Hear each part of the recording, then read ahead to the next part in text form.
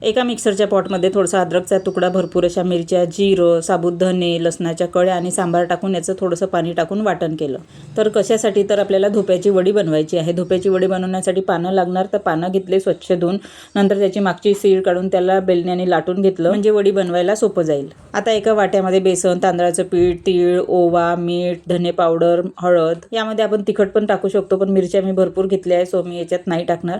नंतर मग इथे मी चिंचेचं पाणी टाकलं. तुम्ही लिंबाचं रससुद्धा इथे वापरू शकता. नंतर छान भिजवून घेतलं, दिसत असल्याप्रमाणे एकदम पातळ नाही एकदम घट्ट पण नाही. आता धोप्याचे पानं घेतले, कोणी याला अळूचे पानं सुद्धा म्हणतात. नंतर त्याला अशा प्रकारचं बॅटर लावून 4 पानाची एक वडी मी बनवली.